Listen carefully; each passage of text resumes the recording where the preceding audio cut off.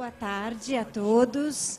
É um prazer estar aqui e moderar esse último painel, mas não a última ação do dia de hoje. Então, para compor a mesa, eu vou chamar a professora Alicia Matihasevich. A professora Alicia.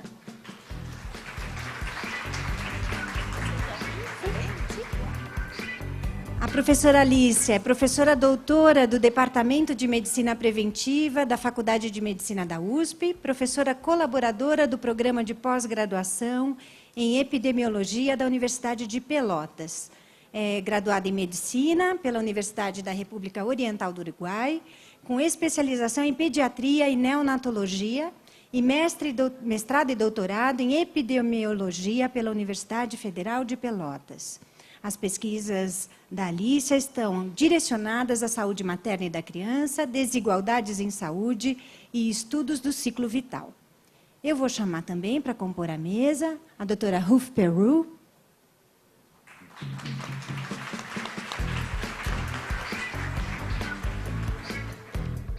Bem-vinda, Ruth. A Ruth é coordenadora de saúde mental do Centro de Controle e Prevenção de Doenças, o CDC, dos Estados Unidos. É PhD em Psicologia Aplicada do Desenvolvimento pela Universidade de Miami e presta consultoria à liderança do CDC na definição e aperfeiçoamento da visão e da missão de saúde pública e saúde mental do CDC. É diretora do programa Legacy for Children, baseado em evidências para a prevenção de atrasos no desenvolvimento das crianças de famílias de baixa renda. Bom, quem vai começar, então, é a Alicia. Alicia.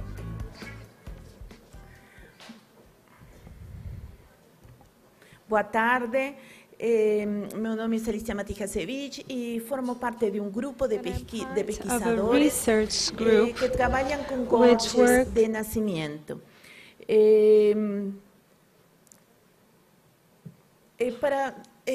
Para começar a minha apresentação, eu vou apresentar primeiro as coortes de Pelotas.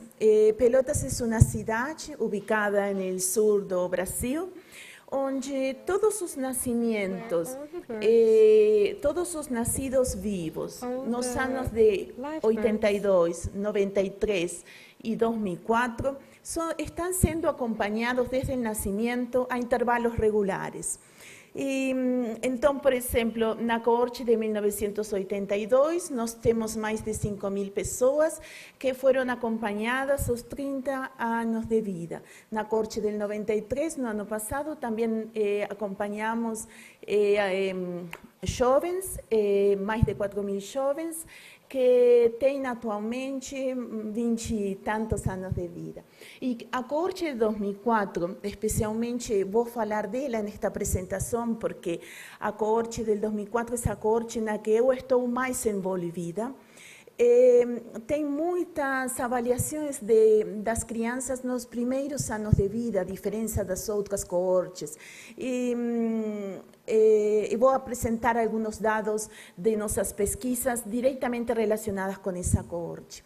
Somente para dizer para vocês que no ano que vem, no ano de 2015, começa a nossa próxima coorte de nascimentos, que é a coorte de 2015. Então, aí estão algumas das pessoas que trabalham conosco na coorte del 2004 e alguns dos exames que fizemos aos recém-nascidos e crianças. Em termos, assim, é uma forma bem simples, a coorte del 2004, então, é uma coorte de nascimento, volto a dizer, todos os recém-nascidos que nasceram nesse ano na cidade de Pelotas foram captados. A cidade de Pelotas, para quem não conhece, é uma cidade, uma área relativamente pobre, tem uma população de aproximadamente 340.000 habitantes. No ano de 2004 tinha uma taxa de mortalidade infantil de 20 por 1.000 nascidos vivos, e uma coisa que para nós é muito beneficiosa é que a maioria, quase 100% de todos os nascimentos ocorrem nos hospitais. Então, como diz, todos os nascimentos das mães residentes na área urbana da cidade de Pelotas durante o ano 2004 foram captados ao nascimento. Tivemos menos de 1% de recusas e tivemos em total 4.231 nacidos vivos.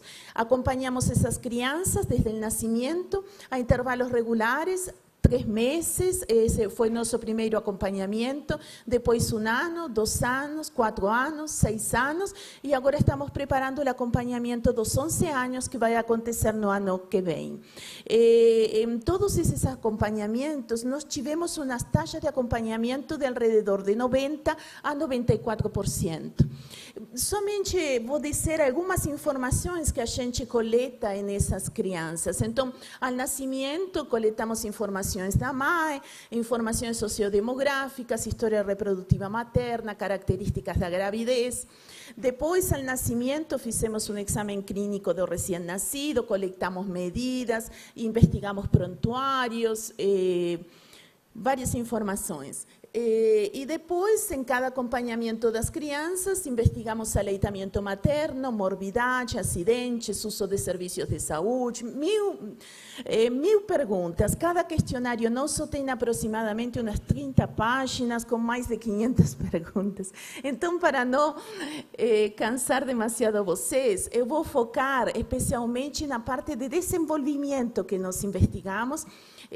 Investigamos bastante profundamente o desenvolvimento das crianças, com testes padronizados, como o Denver, que é um teste de screening, o Batele, que é outro teste de screening para desenvolvimento. Posteriormente, quando as crianças foram um pouco mais grandes, aos 4 anos, começamos a fazer testes para avaliar comportamento, como o teste de CBCL, que quizás conheçam. Também avaliamos o IQI da criança em 2 oportunidades e, posteriormente, aos 6, 7 anos, que foi nosso último acompanhamento, avaliamos transtornos psiquiátricos com um instrumento muito preciso para fazer diagnóstico psiquiátrico, que vou falar um pouquinho mais adiante. Mas, embora nosso foco de atenção não são as mães, porque nossas coortes são coortes de crianças, investigamos muito acerca das mães, especialmente a saúde mental da mãe em cada acompanhamento, entre outras tantas coisas. Então,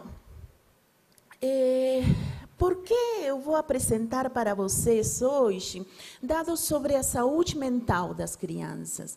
Tá? Porque, às vezes, doenças que não matam, especialmente nesta faixa de idade, não tem muita relevância, não se escuta muito nos jornais sobre a saúde mental das crianças, mas vocês vão ver que é verdadeiramente importante. E então, para mostrar para vocês a frequência de transtornos psiquiátricos nas crianças aos 6 anos, vou apresentar alguns resultados de uma aluna minha, Sandra Petresco, que publicou estes dados recentemente. E então, nós, aos 6 anos, como falei para vocês, nós acompanhamos 3.585 crianças e essas crianças foram avaliadas com entrevistas às mães por psicólogas treinadas e usamos um teste que se chama o teste de Dauba, que permite realizar diagnósticos psiquiátricos nas crianças. Não é um teste de screening, é um teste diagnóstico e permite realizar diagnóstico psiquiátrico pelo CID e pelo DSM-4. E como vocês veem nesse gráfico nós temos a prevalência de problemas psiquiátricos nas crianças aos 6 anos. E vemos que algum transtorno psiquiátrico esteve presente em 13% das crianças da nossa coorte. Isto, volto a dizer, isto não é um teste de screening, é um teste diagnóstico, ou seja, que mais de 1 em 10 crianças tem transtorno psiquiátrico aos 6 anos. E quais são esses transtornos psiquiátricos? Eu dividi em 2 campos. Problemas de internalização, que são aqueles problemas de depressão ou ansiedade, e problemas de externalização, que são aqueles problemas de conduta, agressividade, transtornos de como se diz? Isso. Obrigada. Então, pessoal, nós temos, então, 13% da prevalência de problemas psiquiátricos com 10% de problemas de internalização. Uma de cada 10 crianças nossas tem problemas de depressão ou ansiedade. E 5% de problemas de externalização, que já mencionamos. Como essa distribuição desses problemas psiquiátricos conforme sexo, vemos nesta figura. Vemos que os transtornos psiquiátricos são mais frequentes no sexo masculino. Vemos que quase nos meninos nós temos 15% de transtornos psiquiátricos, enquanto que nas meninas temos 12%. Essa diferença foi significativa. 9-10% das crianças, sejam meninos ou meninos, têm problemas de internalização. Não houve diferença com respeito ao sexo. E 7% de nossas crianças têm problemas, de nossos meninos têm problemas de externalização, enquanto 3% tiveram problemas de externalização nas meninas. Bem, mas o que acontece conforme a renda? É importante ver as desigualdades destes transtornos psiquiátricos. E vocês veem nesse gráfico a prevalência de algum transtorno psiquiátrico conforme a renda familiar. Então, por exemplo, vemos que naquelas famílias que têm uma renda mensal menor ou igual a um salário mínimo, a frequência de transtornos psiquiátricos nas crianças é 15%. Mas, naquelas famílias que têm uma renda mensal maior de 10 salários mínimos, a prevalência de algum transtorno psiquiátrico nas crianças é só de 4%. E como nosso assunto nesta mesa de hoje, essa influência dos pais no desenvolvimento das crianças, eu quis colocar para vocês um assunto que, embora muito frequente, não é para nada, como se diz, não ha sido ainda bem abordado pelas políticas públicas. E que o problema é a depressão materna pós-natal. E então, a depressão, todos sabemos que é um problema de saúde bastante frequente e que os períodos de gravidez e pós-parto são janelas de alta vulnerabilidade à depressão pós-natal. Sabemos também que a maioria desses episódios são autolimitados, podem durar entre 3 e 6 meses. No entanto, para muitas mulheres, o primeiro episódio pode desencadear episódios recorrentes ou crônicos de transtornos depressivos. Então, por que a psicopatologia nos pais é um problema? Eu estou tentando convencer a vocês de que a psicopatologia dos pais é um problema importante e é um fator de risco para o desenvolvimento infantil. Nós sabemos que a psicopatologia nos pais é um forte preditor de transtornos mentais nas crianças. Aproximadamente 40% dos filhos de pais deprimidos têm um ou mais transtorno mental na infância ou na adolescência. E diferentes modelos teóricos se estudaram com efeitos genéticos ou ambientais para explicar a transmissão dos transtornos mentais entre as gerações, embora não há nada concluinte com respeito a isso. E embora seja provável que os efeitos genéticos sejam responsáveis por uma proporção importante da variança, a exposição aos pais que têm psicopatologia parece ser um fator fator de risco independente.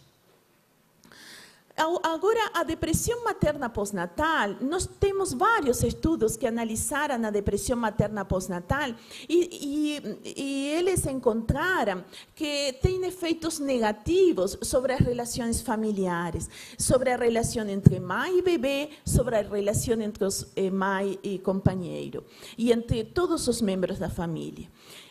A depressão materna pós-natal pode afetar a relação mãe-bebê e prejudicar os cuidados da criança. E muitos estudos, mas lamentavelmente são quase todos estudos transversais, mostraram que filhos de mães deprimidas têm com maior frequência atrasos e dificuldades cognitivas e emocionais. Então, Mas a depressão materna pós-natal não ocorre sozinha numa família, não acontece sozinha numa família. A depressão geralmente ocorre no contexto de outros fatores de risco ambientais e familiares, como baixo nível socioeconômico, desemprego, falta de apoio familiar e outros estressores familiares. E nós sabemos que a combinação e interrelação desses fatores contribuem para o desenvolvimento dos transtornos mentais na infância e na adolescência. Então, vamos pôr-nos a pensar, será que a depressão materna nos 2 primeiros anos de vida é um problema frequente? E para responder esta pergunta a vocês, vou apresentar a vocês um artigo que nós fizemos, onde comparamos a prevalência de depressão materna pós-natal nos 2 primeiros anos de vida, numa coorte de nascimentos em ALSPAC, que é uma coorte britânica, muito semelhante à nossa coorte de Pelotas, e a coorte de Pelotas de 2004. Então, nossos objetivos nesse estudo foi comparar a prevalência de depressão materna pós-natal no primeiro e segundo ano após parto em 2 coortes populacionais, investigar a existência de desigualdades na depressão materna e explorar em que medida as variações observadas entre as coortes poderiam ser explicadas por características populacionais específicas. Nós tivemos a grande sorte de que a ALSPAC, essa coorte britânica, também avaliou a depressão materna aos mesmos intervalos quase que avaliamos nós, e usando exatamente o mesmo instrumento, e esse instrumento, que é o teste de Edimburgo, foi validado nas 2 populações. Então, é uma situação que em pesquisa é extremadamente rara, mas nós tivemos muita sorte de poder encontrar. E então nós vemos aí qual é a frequência de depressão materna pós-natal. Em branco coloquei a ALSPAC e em vermelho está a coorte de Pelotas. E então vemos, por exemplo, que aos 3 meses a coorte de ALSPAC tem uma frequência de depressão materna pós-natal de 10%, e na coorte de 2004 de 11%. Não há diferença entre a coorte de 2004 e a coorte de ALSPAC em relação à prevalência de depressão materna pós-natal aos 3 meses de vida. Mas olhem o que acontece aos 12 e 24 meses. A prevalência de depressão materna pós-natal é o dobro da frequência da depressão materna pós-natal em ALSPAC. E essas 2 diferenças foram bem significativas.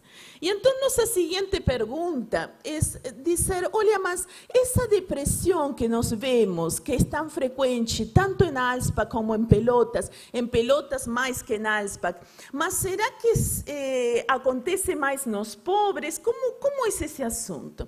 E então, este gráfico é para mostrar a vocês as desigualdades na depressão materna e comparando 2 categorias.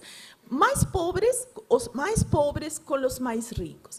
E vemos que na ALSPAC, aos 3 meses, os mais pobres tinham quase 3 vezes mais risco de ter depressão pós-natal que as pessoas mais ricas. E aos 3 meses em Pelotas, quase 2 vezes mais risco de ter depressão pós-natal que as mulheres mais ricas. Mas essas diferenças que nós encontramos entre ALSPAC e Pelotas, ajustamos para todas as características que diferenciam as populações de ALSPAC, uma população britânica, e Pelotas, a população do Brasil. Ajustamos para características econômicas, para educação materna, para fumo, para 1000 características. E nós vemos que o risco de depressão materna entre os pobres é alto e é tão alto em ALSPAC como em Pelotas. Não é mais alto aqui, que é um país de renda média. Lá, os pobres de ALSPAC, os pobres britânicos, também têm maior risco de ter depressão, igual que aqui. E então nós pensamos, será que os problemas que acontecem com a mãe, os transtornos de humor, por exemplo, que ela tenha no período da gravidez e o parto, podem condicionar, podem fazer com que a criança, aos 6 anos, tenha mais risco de ter transtornos psiquiátricos? Então, nós analisamos neste estudo, investigamos o efeito dos transtornos de humor, transtornos de humor na gravidez e nos 3 meses após parto, sobre os transtornos mentais nos filhos aos 6 anos de idade. E nós fizemos 2 coisas. Uma pergunta muito simples no perinatal: alguma vez durante a gravidez a senhora teve problema de depressão? E nós fizemos também no acompanhamento de 3 meses um questionário muito simples, que é o LSRQ-20, que não mede depressão e ansiedade. E aquelas mulheres que tiveram uma pontuação maior ou igual a 8 foram identificadas como que tinham problemas de ansiedade ou depressão. E então nós vemos neste gráfico a associação entre os transtornos de humor nas mães e os transtornos psiquiátricos nas crianças aos 6 anos. Coloquei em branco aí, aquelas mães que não tiveram, por exemplo, durante a gravidez, não tiveram problemas de transtornos de humor. Aquelas mulheres que não tiveram transtorno de humor durante a gravidez, as crianças têm 11% de prevalência de transtornos psiquiátricos. Mas aquelas mulheres que tiveram problemas de transtornos de humor durante a gravidez, as crianças têm 20% de frequência de transtornos psiquiátricos. E algo semelhante também aconteceu aos 3 meses pós-parto. Aquelas mulheres que tinham problemas de transtornos de humor aos 3 meses, as crianças têm 22% de frequência de transtornos psiquiátricos. Mas nós pensamos assim, será que, porque a depressão é um problema crônico e muito poucos artigos consideram a depressão como um problema crônico. A maior parte dos estudos são estudos transversais, mas nós temos avaliações das mães em cada acompanhamento. Então nós pensamos, como será a evolução crônica dessa depressão nas mães? Como será não me sai a palavra agora, mas me vai sair mais adiante. Então, nós fizemos este estudo para identificar padrões longitudinais de depressão materna entre os 3 meses e os 6 anos após parto. E também examinamos se as distintas trajetórias de depressão materna poderiam predizer transtornos psiquiátricos nas crianças aos 6 anos. Tivemos a sorte de nós haver avaliado sempre a depressão materna usando o mesmo instrumento aos 3 meses, 1 ano, 2 anos, 4 anos e 6 anos. E fizemos uma modelagem de trajetórias, como indica na guia. E olhem, essas são as trajetórias de depressão materna conforme a idade das crianças. E vemos que existe um grupo lá em cima, vermelho, onde diz alta e crônica. Nós temos aí o teste de Edimburgo contínuo, que vai de 0 a 20 pontos. Nós sabemos, por essa validação que nós fizemos na nossa população, que aquelas mulheres que têm mais de 10 pontos são consideradas deprimidas, mas aquelas mulheres que têm mais de 15 pontos são consideradas deprimidas severas. E nós temos aí 5% de mães que têm depressão severa contínua desde os 3 meses até os 6 anos da idade das crianças. Por outro lado, temos 2 grupos verdes lá embaixo, com depressão, sem depressão, com mulheres que têm baixos níveis de depressão, poderíamos dizer assim, tá? Que é o 35% e 41%. Temos uma trajetória de mulheres que não tinham depressão nos primeiros meses, mas que aumentaram os níveis de depressão ao longo dos 6 anos. E temos outro grupo que tinha níveis de depressão nos primeiros meses de vida da criança, mas depois já não tiveram depressão.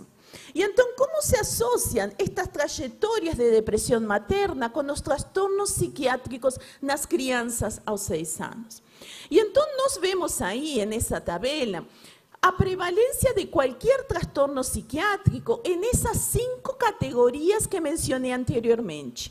Y nos vemos que a prevalencia de cualquier trastorno psiquiátrico en el grupo que tenía muy baja depresión es de 6%.